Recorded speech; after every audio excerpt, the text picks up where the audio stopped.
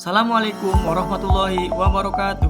Salam dan bahagia Bapak Ibu guru hebat. Di kesempatan kali ini, saya akan menampilkan video kegiatan diseminasi menyebarkan pemahaman budaya positif di sekolah yang dilaksanakan di lingkungan UPTD SDN 2 Pekandangan. Untuk lebih jelasnya, mari kita saksikan videonya. Assalamualaikum warahmatullahi wabarakatuh. Bismillahirrahmanirrahim. Alhamdulillahirabbil alamin. Wa bihi nasta'in ala umuri dunya wa ala alihi wa sahbihi ajma'in. Rabbi ishrah li sadri wa yassir li amri wahlul 'uqdatam min lisani yafqahu qawli. Ilahi anta maksudi wa ridwanu bi amri ahabbaka wa ma'aka wa ba'du.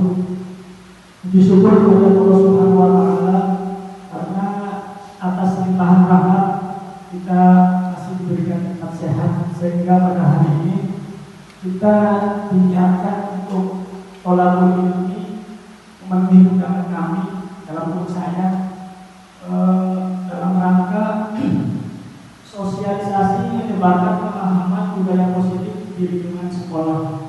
Sholawat serta salam semoga selalu tercurahkan kepada junjungan Nabi besar kita Nabi Muhammad SAW beserta keluarga, sahabat dan kita para pengikutnya yang selalu setia hingga akhir zaman.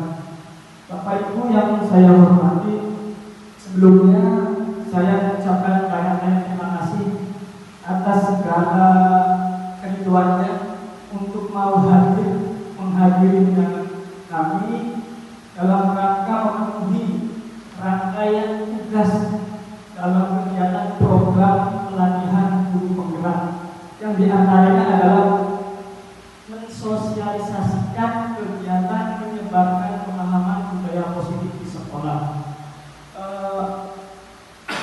Sebelumnya tidak usah tentang ini ya, tapi sudah kenal mungkin ya. Saya di sini saya dari instansi UPTD SDN 2 Pekandangan Kabupaten Indramayu Provinsi Jawa Barat. Saya merupakan calon guru penggerak angkatan 11. Mudah-mudahan dari kegiatan ini ada pembahasan yang bisa diimplementasikan atau diaktualisasikan nanti di sekolah Bapak Ibu masing-masing. Baik Pak. Nah, dalam kurang lebih 1 jam ke depan kita akan coba membahas beberapa konsep inti dari budaya positif. Yang pertama adalah perubahan paradigma belajar. Kedua disiplin positif. Ketiga, nilai-nilai kebajikan. Keempat, motivasi perilaku manusia. Selanjutnya, kebutuhan dasar manusia. 6, posisi kontrol guru. Keyakinan relasi dan yang terakhir yang ke-8 yaitu segitiga restitusi. Bapak Ibu mohon maaf sebelumnya, saya di sini bukan berarti mengajari, bukan berarti menggurui, tetapi kita sama-sama belajar. Karena sifat guru adalah sebagai pembelajar sepanjang hayat. Bapak Ibu ya, artinya apa yang saya lakukan di sini semata-mata yuk kita bareng-bareng belajar sebagai guru menambah kompetensi kita sehingga dapat mengimplementasikan dan mewujudkan tujuan pendidikan Indonesia. Nah, langsung ke materi yang pertama, pembelajaran dengan paradigma baru. Bapak Ibu sebelumnya saya tanya terlebih dahulu sebagai pertanyaan pemantik, ada yang sudah tahu belum prinsip ditongolkan dengan dia atau prinsip pembelajaran berdiferensiasi? Ada yang sudah tahu Bapak Ibu? Ada yang tahu? Apa Bu? Pembelajaran yang berpusat pada Oke. Pembelajaran yang berpusat pada terus pembelajaran sesuaikan dengan kebutuhan peserta. Oke. Ya, plus untuk Ibu dan Ibu Ros, terima kasih atas konfirmasinya. Ya, betul sekali. Pembelajaran diferensiasi ini adalah pembelajaran berdasarkan tahapan perkembangan sesuai dengan psikologi modern untuk menunjukkan profil pelajar Pancasila. Sekarang prinsip berdiferensiasi ini sedang digalakkan oleh kementerian. Artinya apa? Apa hubungannya dengan disiplin positif? Apa yang hubungannya dengan budaya positif? Kita sebagai guru hukumnya wajib untuk memenuhi kebutuhan belajar peserta didik. Makanya sekarang ada yang namanya asesmen diagnostik, baik itu yang kognitif maupun non kognitif. Apa tujuannya? Tujuannya adalah untuk memetakan, bukan untuk sebagai penilaian, tapi untuk memetakan kebutuhan belajar dari peserta didik kita. Misalkan kita menggunakan asesmen awal diagnostik. Setelah kita tahu kebutuhan belajar anak, misalkan suka dengan yang kinestetik, yang lalu banyak bergerak, ada yang senangnya menggunakan musik, ada yang senangnya menggunakan permainan.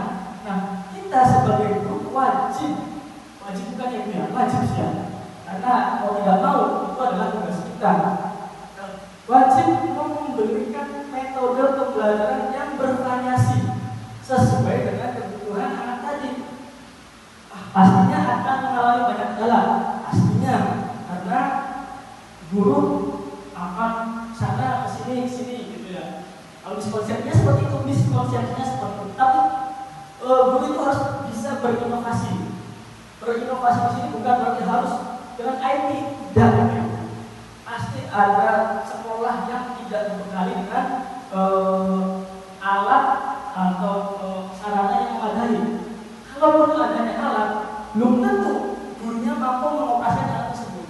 Artinya apa? Guru harus bisa berinovasi dengan alat-alat yang berada di sekitarnya. Misalkan, dengan kita menggunakan metode pembelajaran diskusi kelompok. Diskusi kelompok ini bisa mengakomodasi kebutuhan siswa yang senang ngomong, dia senang berpendapat. Itu budaya positif kita menghargai pendapat dari murid-murid kita. Juga bisa kita menggunakan media pembelajaran menggunakan PowerPoint dengan berbasis ada lagunya, ada gambarnya. Orang-orang yang audiovisual akan merasa senang dengan hal seperti itu. Apakah iya? Coba dulu. Karena memang antara teori dan praktek itu agak susah ya. Saya yakin Bapak Ibu guru sering menangani hal ini di kelas, pasti akan mengalami banyak kendala. Tapi itu paradigma yang harus kita ubah. Artinya apa? Apalagi sekarang ya, istilahnya sekolah tidak menerima siswa dalam keadaan apapun. Biarpun istilahnya dalam tanda kutip ABK, tetap sekolah itu harus bisa memenuhi kebutuhan belajarnya. Tinggal bagaimana kita membudayakan budaya positif sehingga kebutuhan belajar mereka akan terpenuhi. Oke, selanjutnya. Nah, miskonsepsi tentang teori kontrol ini menurut William Glasser ada beberapa teori kontrol yang di dalam pembelajaran di sekolah. Kalau kita ibaratkan, saya bermain dengan Mbak Evi lah, Bu Evi. Berarti mengepalkan tangan. Seolah-olah di dalam Bu Evi ini ada menggenggam barang berharga. Saya bisa memberikan, bisa menghargai, bisa memaksa untuk membuka pertanyaannya. Bisa. Bu, saya bayar, saya buka. Seolah-olah ini ada sesuatu di dalam tangan Bu Evi. Kira-kira pertanyaannya, apakah Bu Evi akan membuka? Pertanyaan kedua, apakah Bu Evi akan menutup? Pertanyaan ketiga, siapa yang mengontrol Ibu Evi tersebut?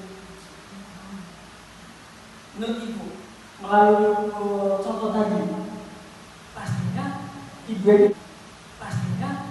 Evi itu sendiri. Pada saat dia merasa tertekan, dia akan membuka. Tapi kalau dia merasa berani, dia akan mempertahankan apa yang dia punya. Itulah miskonsepsi kita, di mana ilusi guru mengontrol murid. Bukan. Murid itu sudah mempunyai bakat dan minat masing-masing. Jadi kita merdeka, bukan merdeka berani bebas, bukan. Kita coba penuhi kebutuhannya. Kalau kita lihat di kampung mungkin enak ya, banyak sekali anak-anak itu sebenarnya main bola. Kita bisa kita melalui permainan gitu. Metode yang kita terapkan budaya mereka kita masukkan ke dalam pembelajaran seolah-olah yang dia sedang bermain, tetapi mereka yang sedang belajar. Memang susah sekali. Tapi itu tugas kita, karena tugas kita adalah mencerdaskan kehidupan bangsa. Itu sesuatu yang sangat sulit. Nah, pada saat murid itu mau dikontrol, sebenarnya dia itu sedang memberikan izin kepada guru. Tingkat kontrolnya menurun. Akhirnya apa? Mau dikontrol oleh gurunya, tapi seakan-akan dia itu bukan seakan-akan. Dalam jangka waktu beberapa waktu dia juga akan menolak. Saya capek Pak, disuruh terus. Pak, mana kita maju. Ada kan seperti itu? Karena kadang kita dulu juga memberikan kita itu kalau nggak si A terus. Betul ya Bu ya? Itu curah lalu keras kalau melakukan hal seperti itu. Miskonsepsi yang selanjutnya itu ilusi bahwa semua penguatan itu positif dan bermanfaat. Awas ya, yang namanya penguatan itu bisa jadi tidak bermanfaat untuk mereka karena jangkanya itu bukan jangka panjang, karena itu motivasi yang diberikan itu secara ekstrinsik, motivasi yang dilakukan dari luar bukan dari diri dia sendiri. Jadi kapanpun waktunya dia akan melakukan penolakan, kontrol itu akan melawan. Sama guru juga mungkin dengan kepala sekolah seperti itu. Pada saat si guru tersebut kelihatan ibu lagi dapat Rizky mana bisa Duros lagi, akhirnya kenapa? Wah, masa kita bahas Pak? Itu adalah sebuah kontrol ilusi bahwa sampai itu bisa Pak. Saya itu penguatan itu ternyata tidak bermanfaat juga. Dalam waktu tertentu akan mengalami penolakan. Selanjutnya ilusi bahwa kritik dan membuat orang merasa bersalah dapat menguatkan karakter. Nah, kritik jelas ya membuat orang merasa bersalah itu termasuk adalah alamat identitas gagal menurut saya. Karena ketika orang itu seharusnya kamu tuh nggak begitu, coba dirubah. Mindset itu akan berpikir kita salah dikit, saya udah salah dulu. Ada orang kedua untuk memperbaikinya, jadi dua kali dia melakukan perbaikan. Dia tuh harus dua kali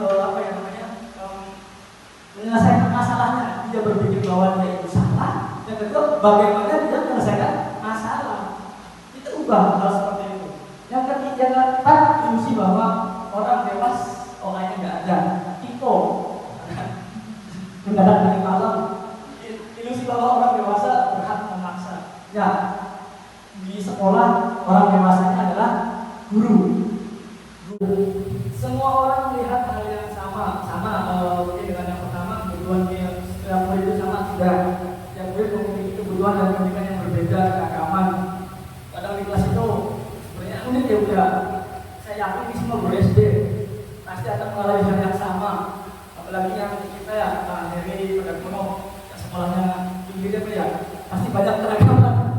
Mereka itu sangat nyaman menggunakan, tidak menggunakan sepatu. Tapi menurut saya pakai sepatu, mungkin mereka berpandangan berbeda. Tapi kita harus sepatu dengan koridor yang ada. Kita mencoba mengubah orang agar berpandangan sama dengan kita, sama isinya sama.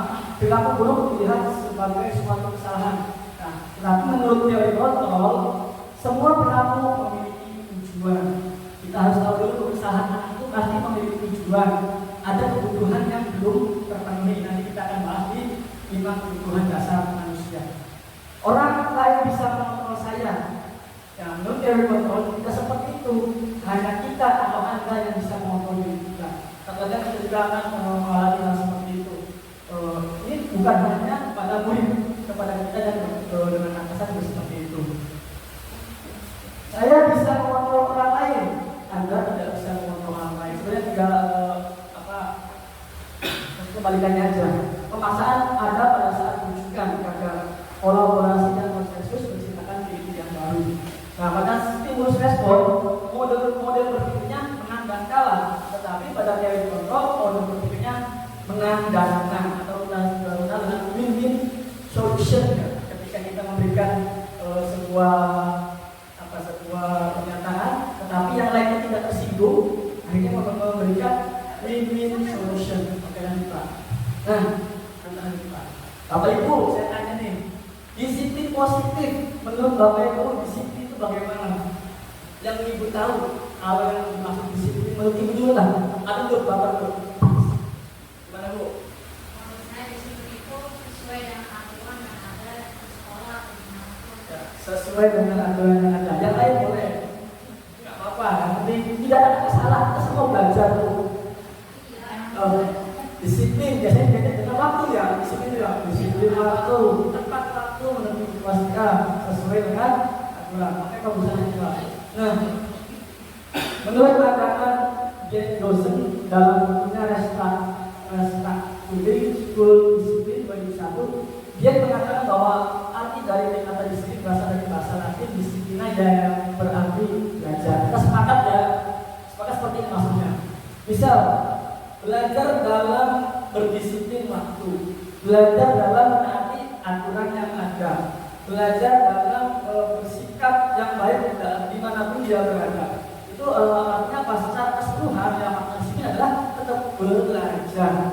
Disiplin mengacu pada disiplin diri yang memiliki tanggung jawab terhadap apa yang dilakukannya berdasarkan nilai-nilai yang diyakini. Ini bahasanya masih abstrak ya, kalau ini bahasanya mengarang dengan bahasanya saya juga hanya membacakan. Nah, artinya di sini apa? Disiplin diri ini, disiplin ini timbul dari diri kita sendiri. Saya akan berikan pertanyaan lagi. Di sekolah Bapak Ibu pasti aturnya sama. Kita harus masuk jam 7. Di situ tidak ada hukuman, tidak ada penghargaan. Pada saat kita telat, kita tidak dihukum. Pada saat kita datang sebelum jam 7 pun tidak dapat penghargaan. Apakah kita tetap akan berdisiplin diri Bapak Ibu? Ya, tapi ada nilai tanggung jawab dan juga ada nilai yang diyakini. Karena apa? Dengan kita berdisiplin waktu, apalagi sebagai guru, sebagai panutan dari anak-anak kita, artinya apa? Disiplin diri ini harus timbul dari diri kita sendiri. Tidak ada hukuman atau punishment, juga tidak ada reward, tidak ada penghargaan. Kalau ada yang berbeda, kayaknya tidak ada. Karena masa sih tadi sekolah harus memberikan reward ke orang yang disiplin waktu juga. Itu memang harus timbul dari diri kita, dan kita harus meyakini nilai-nilai yang percaya oleh Ibu semua. Jam 6:30 sudah di sekolah, masalahnya berat. Lanjut, disiplin adalah salah satu cara penerapan disiplin yang bertujuan untuk menumbuhkan kesadaran serta memberdayakan diri tanpa ribet atau hukuman. Lanjut Pak. Nah, ini adalah tugas kita sebagai pendidik. Tujuan kita adalah menciptakan anak-anak yang memiliki disiplin diri, sehingga mereka bisa berperilaku dengan mengacu pada nilai kebajikan universal dan memiliki motivasi intrinsik bukan ekstrinsik. Nah, tadi ketika dia sudah mau beramal sendiri dengan nilai-nilai kebajikan yang diyakininya, ya akan muncul disiplin diri tersebut. Nah, bagaimana kita guru bisa mengarahkan hal itu kepada siswa-siswa kita kalau bukan dengan cara memberikan contoh? Sulit, ya. Karena apa? Karena di satu sisi kita berperan sebagai orang berada di rumah. Pada saat jam 7 ke atas kita harus berperan sebagai orang tua atau orang yang berada di sekolah. Salah satunya tadi memberikan contoh disiplin positif. Nah, ini adalah contoh-contoh nilai kebajikan organisasi. Nah, tadi nilai-nilai yang kita acu itu bahwa tadi ada, kalau kita di pendidikan ada namanya profil pelajar Pancasila. Mungkin Bapak Ibu sudah hafal. Biasanya ini anak-anak sudah hafal karena membiasakan dirinya dengan menggunakan nyanyian. Masa kalau bos? Ya, ada yang beriman bertakwa kepada Tuhan Yang Maha Esa dan Alhamdulillah, mandiri, berkalam kritis, berkebinekaan global, bergotong royong serta kreatif. Ini adalah profil yang kita kita tuju setelah melakukan disiplin positif tadi. Nah, ini adalah IBO Previous Program, ada lagi kebijakan organisasi, yaitu toleransi, rasa hormat, integritas, mandiri, menghargai, antusias, empati, keingintahuan, kreativitas, kerjasama, percaya diri, dan komitmen. Selanjutnya petunjuk seumur hidup dan life skill atau keterampilan hidup. Yang pertama, dapat dipercaya, lurus hati, pendengaran yang aktif, tidak tergantung orang lain, memberikan yang terbaik dari diri kita. Mungkin kita di sekolah lebih terfokuskan ke profil pelajar Pancasila. Oke Pak. Nah, kita ke motivasi perilaku manusia. Pada modul 1.4 pelajaran guru penggerak, motivasi dibagi menjadi dua, motivasi ekstrinsik atau motivasi dari luar. Yang kedua adalah motivasi intrinsik, di mana motivasi ekstrinsik ini dibagi menjadi dua. Yang tadi kita sebutkan tadi, untuk menghindari ketidaknyamanan atau hukuman. Ini adalah motivasi terendah menurut Guzun. Nah, kenapa terendah? Karena sudah takut dulu. Kadang-kadang muridnya menangkap hukuman, kalau hukumannya ringan. Pak, saya mah tidak mau mengerjakan Pak. Hukum saja saya mau lari berputar lapangan sakit hati. Kalau seperti itu, tujuan kita gagal. membudayakan budaya positif kan gagal.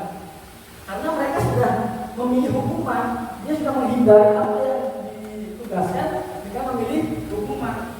Semakin hukumannya ringan, semakin dia apalagi kalau sudah tugas dia diperiksa. Ya bapak ibu yang pasti akan lagian juga harus dipaksakan kan.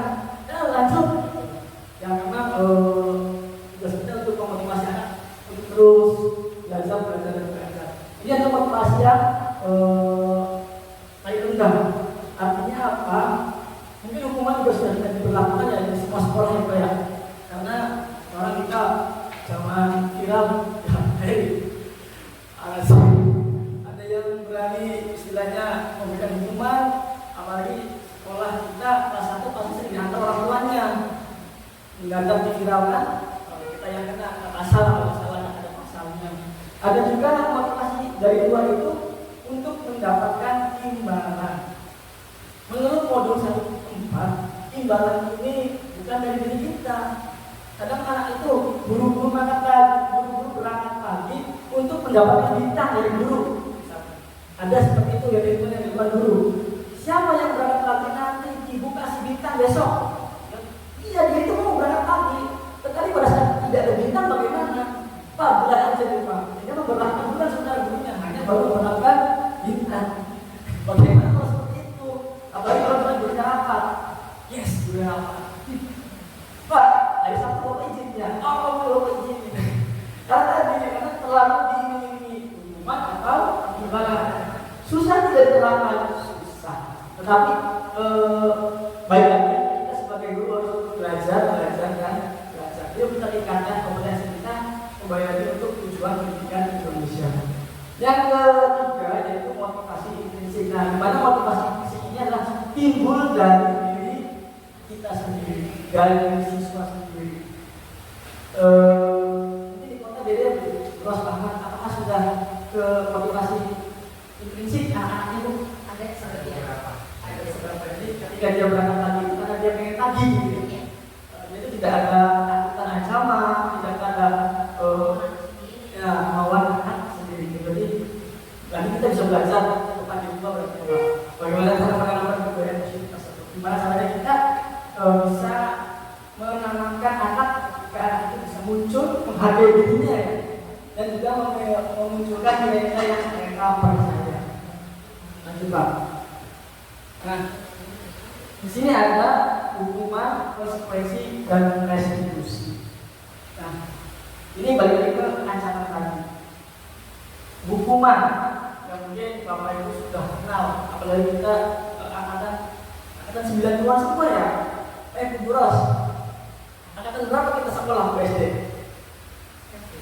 SD itu kita mungkin dulu angkatan hukuman ya Bu. Benar tidak?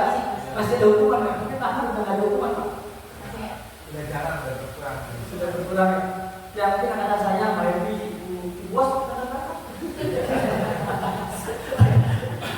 Jadi mungkin pada saat itu yang namanya hukuman ya lempar kapur, penggaris bebas, penghapus,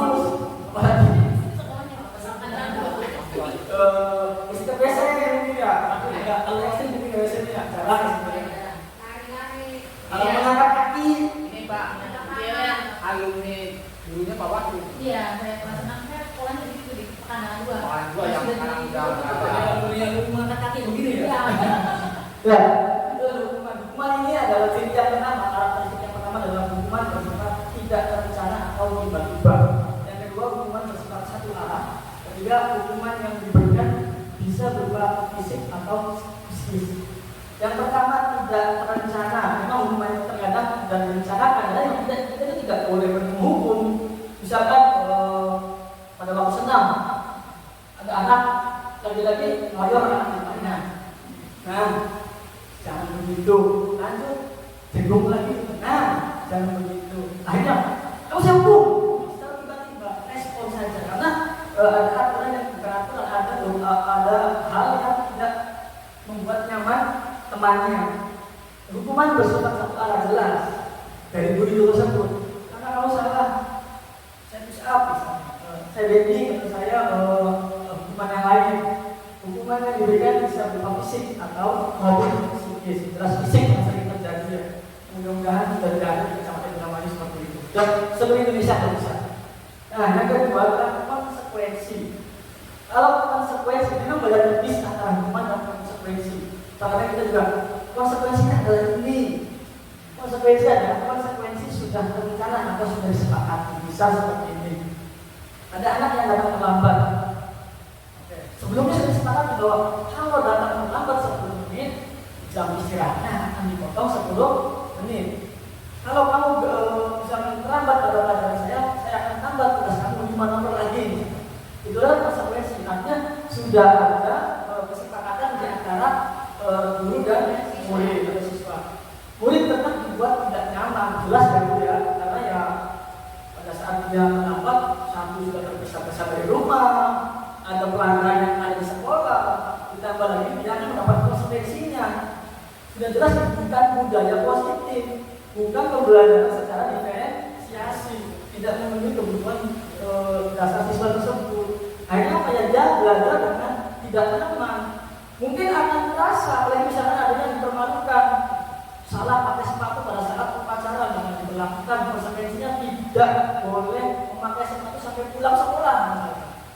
Mungkin di sekolah-sekolah tingkat atas ini dan bukan di tingkat sekolah dasar. Ya pasti satu, dia akan malu. Nah, dulu kemarin waktu saya kegiatan CGP, saya dari pertanyaan Bapak Ibu, ini ngomong guru SD semua. Katanya untuk benar tidak kalau hukuman itu akan menimbulkan rasa kecewa terhadap siswa, rasa dendam, benar tidak? Tetapi ada pertanyaan guru SD katanya, kalau guru SD itu kayaknya nggak ada dendam, tidak ada dendam ke guru SD. Tapi menurut saya ada. Dendam itu bukan berarti membocorkan ban sepedanya, ban motornya, tidak.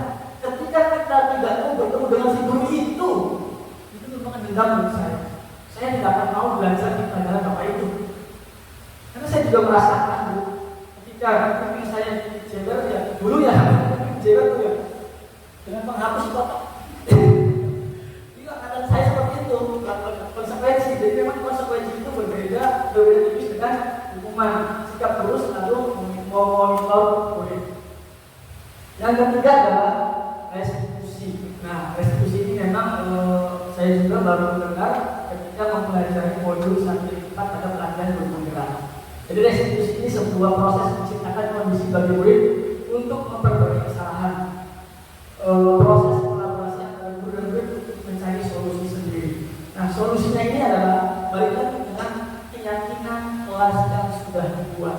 Artinya apa? Bagaimana kebajikan yang dia sudah lakukan, bagaimana kebajikan yang dia tidak taati, maka dia akan melakukan perbaikan diri dia sendiri. Dia akan berpikir kesalahannya apa. Jadi bukan berarti kotok, bukan berarti jewer, bukan, tetapi dia dikomunikasikan, diidentifikasi dulu kebutuhannya apa yang belum terpenuhi, terus dia memenuhi memenuhi solusinya dari diri dia sendiri. Oke, jangan dulu kerjakan.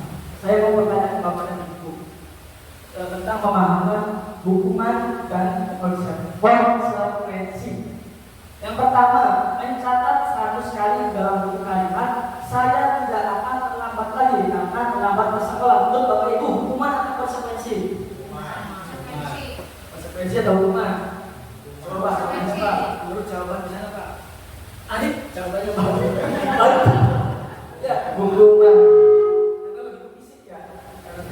Oke, lanjutnya, lari mengelilingi lapangan. Pasti hukuman. Membersihkan coretan yang dibuatnya di meja tulis. Jika apa? Ada aturan yang disepakati. Ya, konsekuensi. Untung benar saya sudah lupa sebetulnya. Konsekuensi memang. Jadi ketika ada anak yang ini, konsekuensinya harus membersihkan. Murid push up. Rumah kelas kali. Menjemur. Berjemur, menggantikan bekas teman yang telah dicoret-coret. Konsekuensi. Berjemur di lapangan basket pulang jam 12. Hukuman. Murid diminta bertelanjang kaki sepatu. Tadi yang saya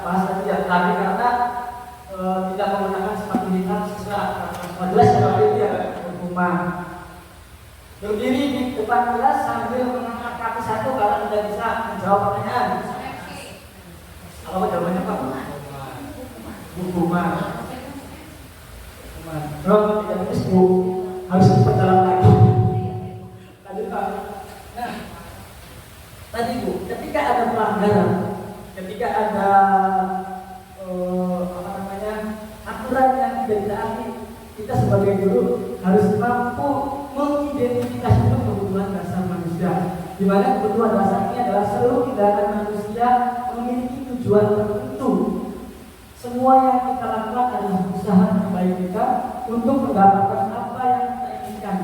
Ketika kita mendapatkan apa yang kita inginkan, sebetulnya satu kita sedang memenuhi satu atau lebih dari satu kebutuhan dasar kita. Sebelum lanjut Pak, oke, maaflah, enggak.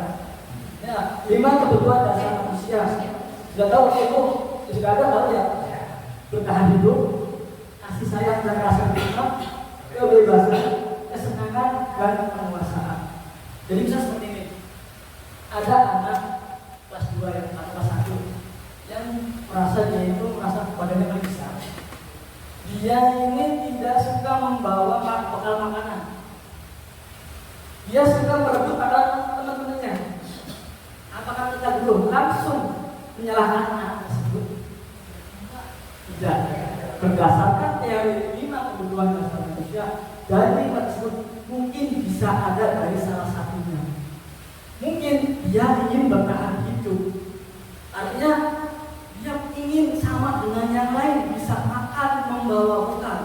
Karena salah satu kebutuhan dasar hidup adalah bertahan hidup adalah contohnya makanan dan minuman, tempat tinggal, pakaian, kesehatan dan keamanan. Makanya di sekolah ini tidak ada yang namanya seragam itu dibedakan. Karena nanti akan menjadi kecemburuan sosial. Ada kesenjangan. Nah, dari kasus tadi bisa tidak ada kebutuhan dasar kasih sayang dan rasa diterima dari anak sendiri? Bisa tidak Bapak Ibu? Dari kasus tadi, ketika dia merebut makanan dari orang lain, bisa jadi dia diterima, dia ingin diakui oleh teman-temannya. Saya pengen jalur, masa si Dodi, cuma mungkin cara anak itu. Jadi kita harus tahu dulu, nah kok kenapa sih kamu merebut makanan teman kamu tuh? Kalau kita kebutuhan dasar yang pertama yang tidak dipenuhi, Bu, saya tuh lapar Bu, mama tuh nggak sempat buatin bekal buat saya. Atau yang kedua, Bu, saya pengen dianggap teman oleh teman-teman. Salah, nak, saya dengan cara merebut seperti itu. Ada caranya. Yang kedua, kebebasan. Ada juga Bu, hal seperti itu dihubungkan dengan kebutuhan dasar kebebasan yang belum terpenuhi dari anak itu. Bisa jadi dia ini merasa bebas. Mungkin di rumahnya kalau dibawa bekal, telur lagi, lihat temennya, ada yang bawa tempe, ada yang bawa tahu. Kalau tahu sama tahu nanti ya. Akhirnya dia apa yang diputuskan? Dia ingin bebas dari hal yang sudah diberikan oleh orang tuanya. Semangat, sudah jelas ya. Biasanya orang-orang jahil itu tujuannya adalah senang. Diri ini dengan rasa penguasaan. Karena dia merasa badannya besar, dia berani merebut makanan, artinya kesenangan yang dia dapat dengan cara merebut makanan teman-temannya itu. Jadi di sini sudah contohnya, rasa yang diterima itu adalah rasa diterima hidup, berkelompok, kita bisa bekerja sama, bisa pick and give dengan teman, itu adalah kebutuhan kita juga. Mungkin Bapak Ibu juga kalau di sekolah, pakai nama-nama ini kadang-kadang ya Bu ya, kenapa sih jangan depan cukup? Kita harus bisa menanyakan hal seperti itu. Kebebasan sama dengan perlu mandiri, perlu mengontrol diri, juga perlu mencoba hal-hal yang baru, melakukan experience baru. Kesenangan, tertawa, humor, bermain, bercanda itu adalah kebutuhan yang sangat mendasar. Diakui dan didengar itu sebuah permasalahan, dianggap pemimpin dan sebuah harga diri. 5 kebutuhan dasar manusia. Lanjut Pak. Nah, dalam membudayakan budaya positif di sekolah, disiplin positif, kita sebagai guru harus tahu posisi kita itu ada di mana.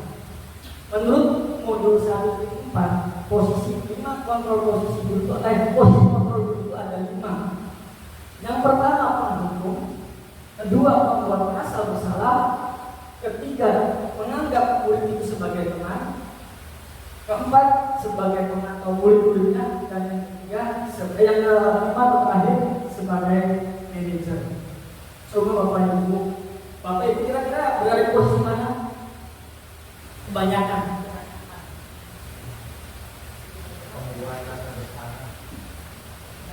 Ya, membuat rasa bersalah. Ada yang masih berada di posisi penghukum. Ini sangat hindari kita sebagai guru ya. Jangan sampai ada yang bilang punishment kepada anak karena ya, efeknya akan berjangka panjang, apalagi hukuman itu berupa hukuman fisik.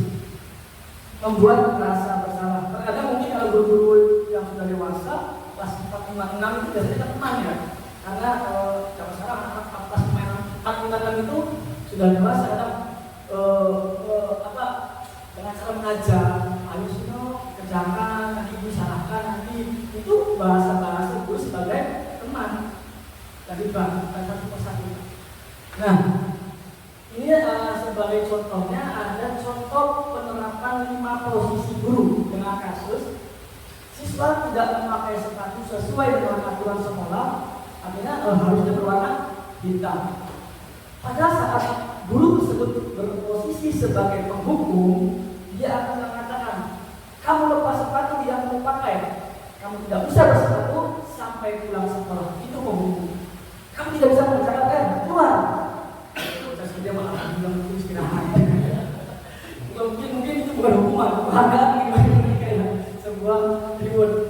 Nah, berbeda juga pada saat posisi guru sebagai pembuat rasa bersalah.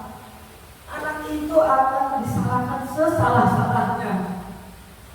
Bapak Ibu guru kecewa sama kamu tidak mematuhi peraturan sekolah. Nah, selalu menyebutkan aturan dan aturan. Merasa dikecewakan oleh gurunya karena ada aturan atau keyakinan yang tidak ditaati. Selanjutnya dengan kasus yang sama, guru juga bisa memposisikannya sebagai teman. Tolong dong kamu ikuti peraturan sekolah. Kali ini tidak apa-apa, jangan diulangi ya. Itu bahasa teman. Ada efek jangka pendeknya. Ketika itu nanti anak akan selalu bergantung, manja pada guru tersebut. Pada saat guru memposisikan hal yang lain, anak juga tidak akan suka terhadap guru tersebut. Sementara kita itu harus berprofil bahwa guru yang ditunggu-tunggu oleh murid-muridnya, bukan guru yang tidak ditunggu kehadirannya. Yes, suara tekan, baik. Jadi tugasnya Pak, bebas Pak, gabalan Pak, istirahat Pak, pulang Pak. Itu pertanyaan yang sangat-sangat mendasar oleh anak-anak ya. Yang namanya anak-anak mempunyai kebutuhan dan kodrat masing-masing.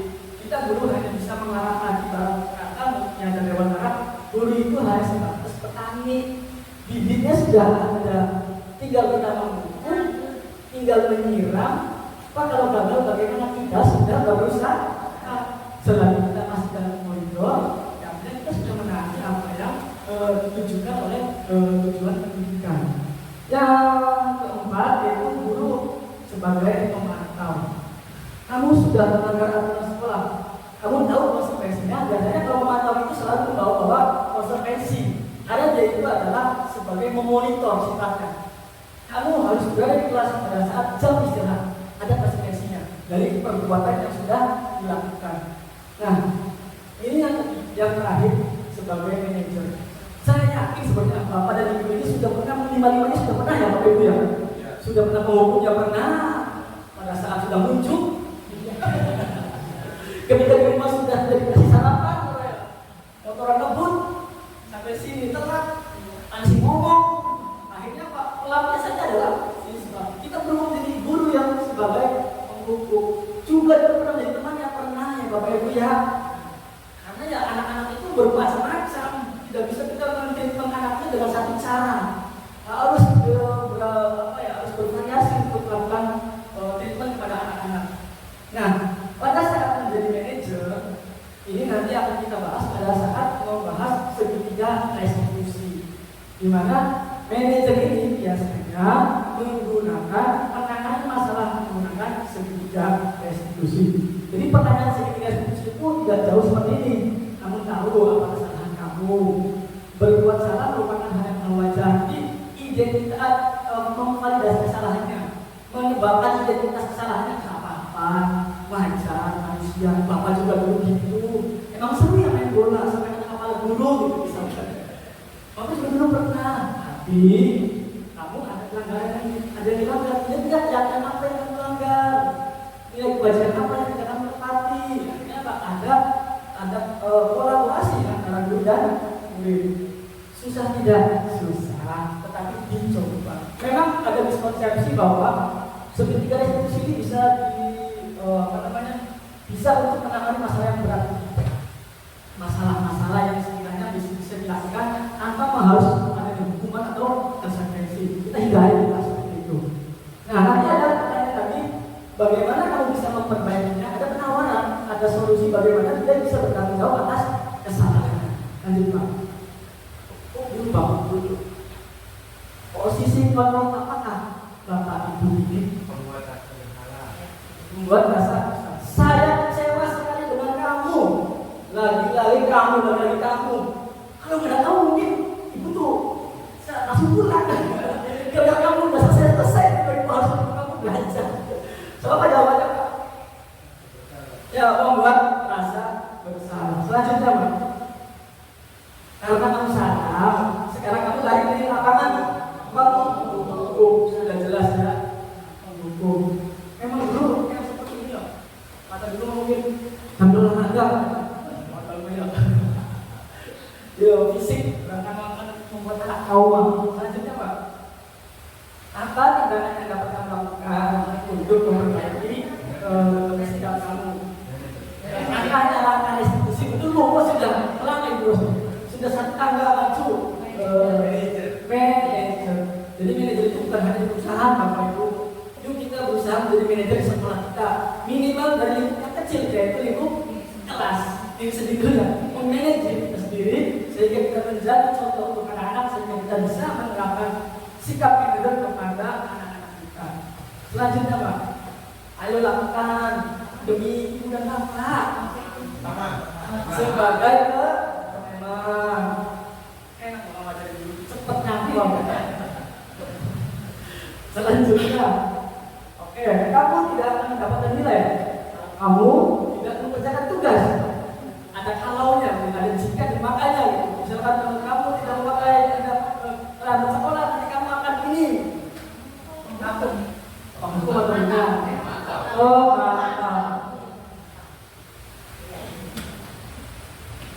ya betul sekali teman-teman. Lanjut Pak. Nah, keyakinan kelas mungkin asing Bapak Ibu ya. Mungkin yang sudah Bapak buat itu adalah kalau tidak peraturan kelas, kesepakatan kelas. Keyakinan kelas adalah nilai-nilai kebajikan yang diyakini oleh kelas, murid dan guru untuk menumbuhkan motivasi fisik dan budaya positif kelas. Pertanyaannya, mengapa keyakinan kelas, mengapa bukan peraturan kelas? Mengapa Bapak Ibu? Yang kita tahu saat ini adalah peraturan sekolah, peraturan kelas. Kalau kesepakatan kelas, kemarin saya melakukan elaborasi pemahaman itu antara kesepakatan dan keyakinan itu hanya sebatas bahasa tadi. Jadi karena sudah lumrahnya kesepakatan tidak apa-apa. Karena kesepakatan itu sepakat antara dua belah pihak. Saya kasih gambaran. Keyakinan juga sama. Kita lihat pengertiannya. Yang diyakini oleh kelas, murid dan guru. Artinya adalah sebuah komunikasi dua arah. Ketika peraturan, apakah anak diajak untuk membuat peraturan bersama-sama? Ya. Sudah terbayang ya nanti. Mengapa juga peraturan? Karena peraturan itu adalah sifatnya satu arah. Mereka tidak bisa menyepakati hal itu. Berbeda dengan keyakinan, kita bersama-sama meyakini kebajikan apa yang kita ambil ketika meyakini hal itu. Selanjutnya mari. Nah, ini pembentukan keyakinan kelas.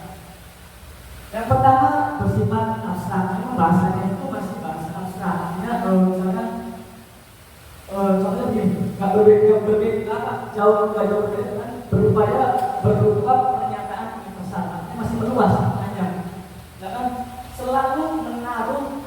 sudah ditempatkan.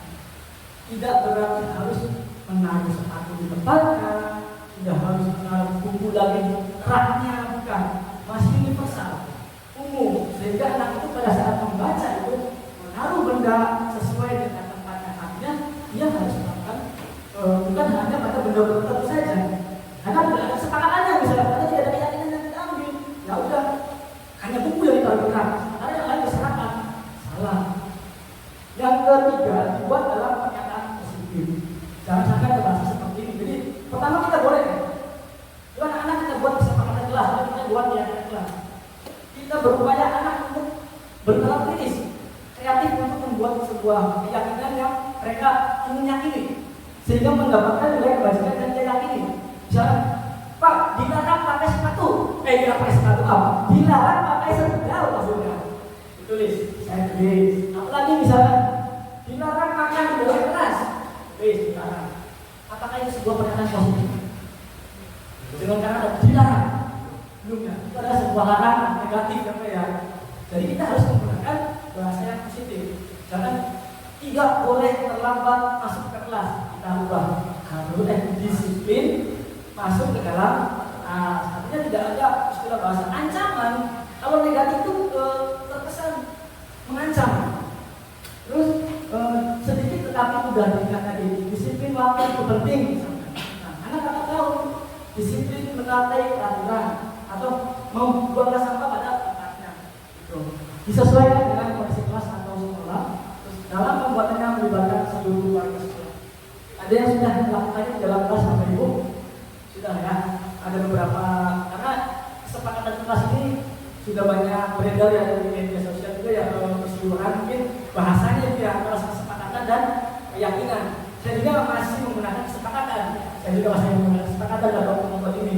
Dan yang terpenting nanti hasil kesepakatan itu apa keyakinan itu ditampang di dalam kelas sebagai kontrol pada saat melakukan segitiga restitusi.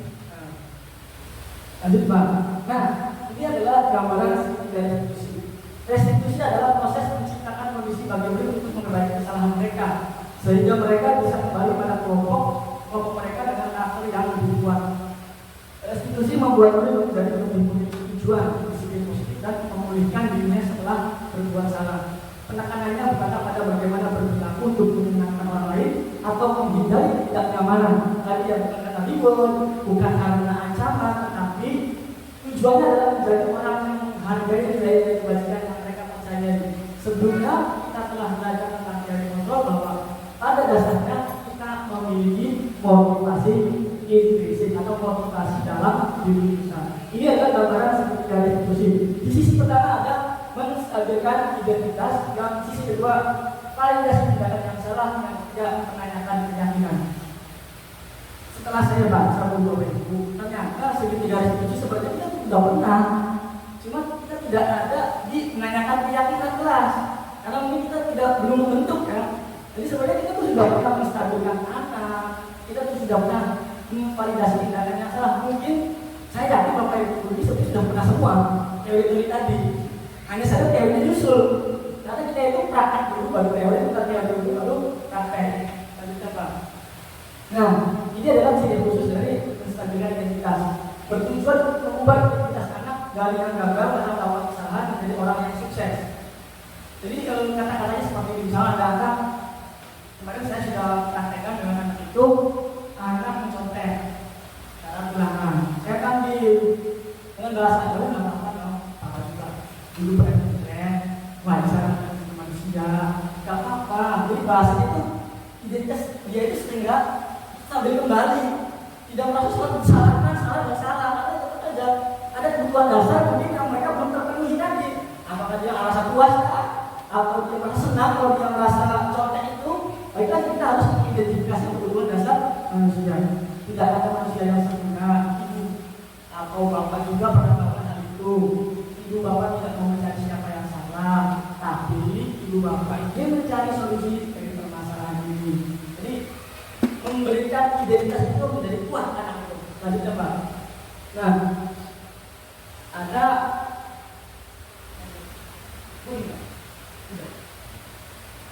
validasi tindakan yang salah.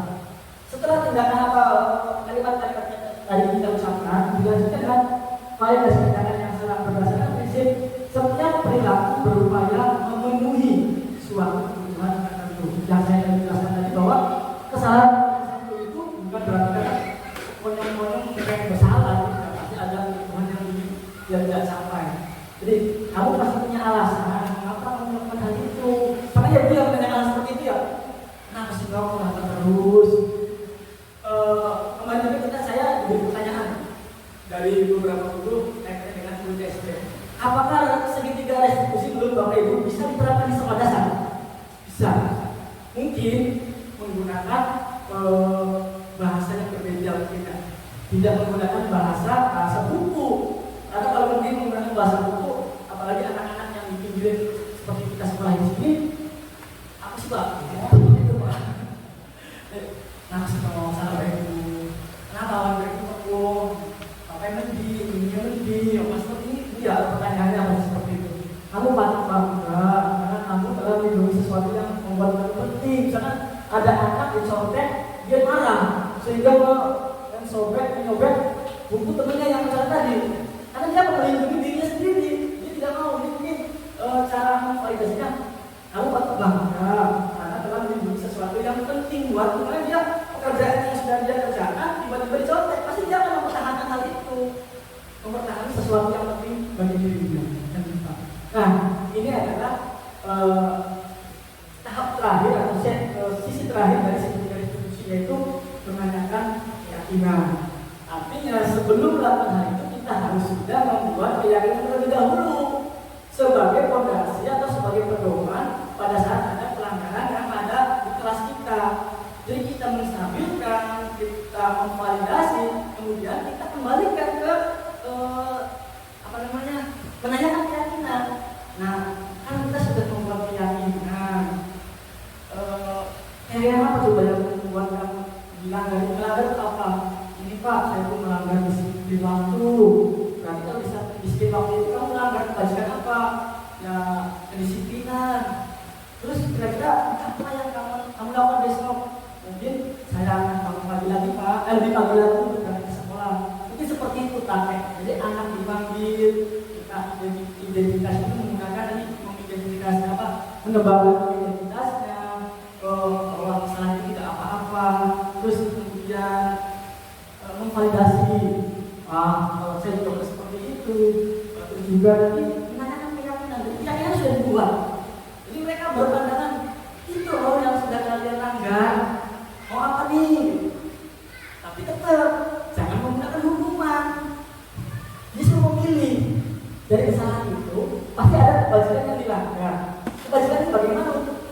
Misalkan kebajikan telat, berarti kan harus berangkat lebih pagi, lebih awal. Tidak mengerjakan PR, dia tidak rajin. Akhirnya apa?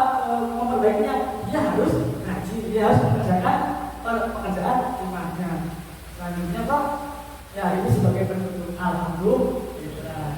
Oke, dalam penerapan program disiplin positif hendaknya guru memiliki standar kepribadian personal dan sosial yang baik, di mana guru mampu merefleksi diri dalam posisi kontrol saat ini. Bagaimana perjalanan dirinya sebagai among atau manajer yang menuntut murid-muridnya menjadi insan yang mandiri, merdeka dan bertanggung jawab. Standar pendidikan nasional.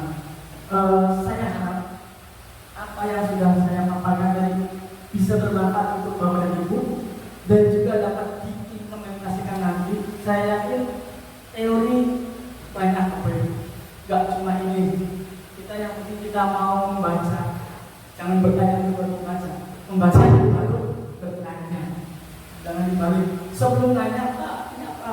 Baca belum baca dulu baru bertanya. Budaya diganti. Budaya kan positif, menghargai setiap karakteristik murid. Upayakan murid terpenuhi kebutuhan belajarnya. Manfaatkan asesmen, memanfaatkan metode pembelajaran yang ada agar tercapai tujuan pembelajaran yang kita inginkan, sehingga mewujudkan profil pelajar Pancasila. Sampai sini ada yang mau ditanyakan? Sifatnya berdiskusi. Barangkali dari saya tidak bisa menjawab. dari berbagai macam pengalamannya, yuk kita sama-sama mendiskusikan budaya disiplin sekolah. Bangga. Saya minum.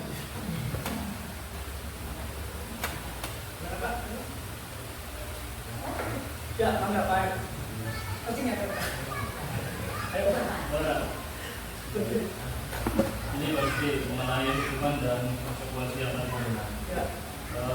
Pertanyaannya ya, bagaimana hukuman pada siswa yang sifatnya mendidik? Ya. Bagaimana hukuman pada siswa yang sifatnya mendidik yang dapat diterapkan tanpa melanggar hak anak tersebut dan tanpa menimbulkan rasa trauma psikologis yang seperti tadi tadi disampaikan hukuman ya itu, dan akan tetapi pelanggaran tersebut sering dilakukan oleh siswa tersebut sehingga merugikan teman yang lain. Terima kasih. Jadi intinya bagaimana menerapkan hukuman yang mendidik. Kita kembali bahwa tidak boleh adanya hukuman. Jadi dengan teori yang sudah saya katakan tadi, kalau bisa tidak ada hukuman, Pak. Ini memang ya berulang. Bisa jadi menggunakan kita coba terapkan dengan segitiga diskresi. Segitiga diskresi artinya tahapan yang kita penuhi harus melalui pembentukan keyakinan kelas terlebih dahulu. Nah, dengan keyakinan yang kita yakini dengan anak tersebut, memang kalau pelanggarannya fatal misalnya, yang berbau hukum pasti tidak bisa diselesaikan dengan tidak bisa dengan segitiga diskresi, tidak bisa. Tapi kita coba dulu Pak tahapan-tahapan tadi. Yang pertama kalau kita sebagai guru ya, guru itu harus bersifat kolaboratif. Ketika kita tidak mampu menangani anak-anak tersebut, kita konsultasikan dulu ke guru-guru yang lain. Apakah mengalami hal yang sama atau tidak? Yang pasti untuk hukuman tidak digunakan Pak. Tidak ada hukuman yang mendidik. Ya, karena sifatnya hukuman. Ketika kita sudah berbicara hukuman, artinya tidak ada motivasi dari diri, tetapi hanya dari luar. Memang kayak terlambat sekolah itu susah. Ketika tidak usah hal-hal yang fatal. Menangani anak yang terlambat sekolah itu sangat susah sekali. Saya coba menggunakan restriksi juga tetap sama. Artinya apa? Orang tua, kita sebagai guru harus berkolaborasi dengan orang tua. Memang kita harus ada di guru itu ada namanya form kunjungan rumah. Kita bisa kunjungan rumah, identifikasi rumah intinya, mengidentifikasi kesalahannya itu apa. Saya juga punya murid sampai saat ini sudah pakai segitiga diskresi saya juga. Ternyata belum berefek. Anak itu masih belum meyakini apa yang dia yakini. Karena yang untuk menumbuhkan anak-anak itu susah. Tapi jika kita tidak ada hukuman ya, anak itu menyampaikan apa ya? Kita coba kolaborasikan itu dengan orang tuanya, komunikasikan dulu. Tolong Pak, kita punya aturan. Bu, sekolah itu harus masuk jam 7. Usahakan anaknya diantar atau bagaimana. Kalau memang hal-hal lain, ya, Bu juga harus berpikir keras. Misalkan, saya jualan Pak, apanya dimakan sama Pak? Itu boleh lah. Tugas itu berat, sebenarnya benar berat. Anaknya tidak mau berangkat karena tidak ada sarungnya Pak. Tetap Pak, bagi kita coba komunikasikan, identifikasi dulu kesalahannya apa Pak. Komunikasikan dalam kata jawab bagaimana, kemudian kita komunikasikan dengan orang tuanya. Karena apa? Keyakinan ini harus diyakini oleh seluruh warga. Tetap Pak, kita tidak memperlakukan hukuman, kita coba seperti itu dulu tahapan-tahapannya. Kita identifikasi, kita mengkomunikasikan dengan pihak-pihak yang terkait, kemudian kita membuat kebijakan, keyakinan sebagai acuan nilai kebajikan dan menggunakan segitiga diskusi. Mungkin seperti itu Pak. Kalau tidak puas, saya bilang. Saya ada yang lain Bapak Ibu silakan. Saya batasi berapa pertanyaan jangan boleh. Memang ya, guru itu tugasnya ya susah. Apalagi, misalnya, Pak gimana kalau misalnya tidak ada dukungan dari sekolah, ada pihak lain yang tidak mendukung, misalnya seperti itu, bagaimana? Tetap kita kolaborasikan, tidak usah semua dulu 2 orang, 3 orang, 4 orang. Menunggu. Ya. Ya.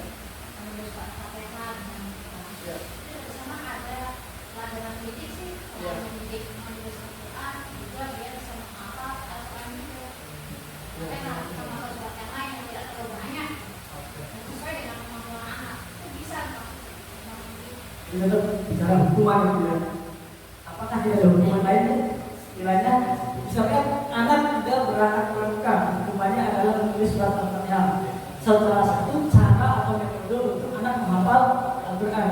Apakah tidak ada metode yang lain? Gitu. Kita kan setiap hari ada kebiasaan membaca Al-Quran, tambah lagi juga ada penguatan dari guru agama tersebut. Artinya ada metode lain pun untuk menghafal Al-Quran. Memang pramuka kan sifatnya ekstra ya. Ya artinya kan penguatannya ada di intra, tidak di ekstra. Sekolah sudah dipakai oleh guru agama atau kebiasaan mengaji, kebiasaan Jumat, religi gitu. Jadi mungkin ya menurut saya jangan dulu seperti itu. Ya. Berarti Pak tetap tidak ada hukumannya. Kita identifikasi kesalahannya Bu. Nah, kadang anak itu tidak berpramuka terbentur waktu dengan sekolah haji. Nah, itu kita juga tidak bisa memaksakan sebenarnya. Ya, memang yang malas ini dia, malasnya coba kita kondisikan. Lanjut, ada yang lain? Ada yang lain? Kalau tidak ada, kita duduk sama Ibu. Kiranya sudah sangat jelas dan mudah-mudahan apa yang saya sampaikan bisa bermanfaat bagi Ibu semuanya. Sebelumnya saya mohon maaf karena dalam kegiatan ini pastinya banyak sekali kesalahan. Ingin sekali memeluk gunung, tapi apa daya tangan tak sampai. Ingin sekali saya memberikan yang terbaik untuk Bapak dan Ibu, tapi apa daya inilah kemampuan saya. Pastinya dalam hal penyambutan, dalam hal hidangan, sampai dalam hal penyampaian materi pasti banyak kesalahan. Untuk itu saya mohon dibukakan pintu maaf yang sebesar-besarnya. Alhamdulillah, mungkin itu saja yang dapat saya sampaikan. Assalamualaikum warahmatullahi wabarakatuh.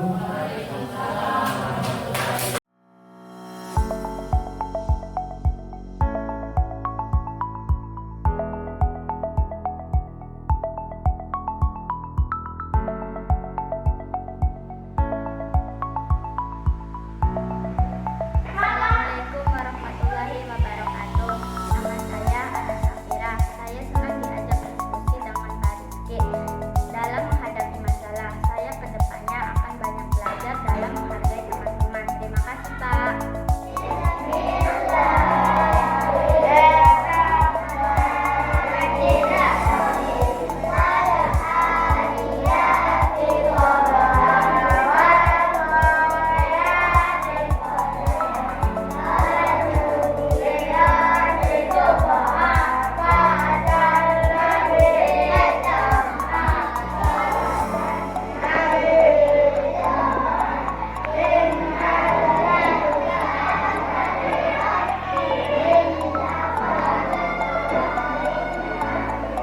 Ala dzalika la syahid wa innahu li hubbil afala ya'lamu idza bu'thira ma fil qubur inna rabbahum bihim sadaqallahu.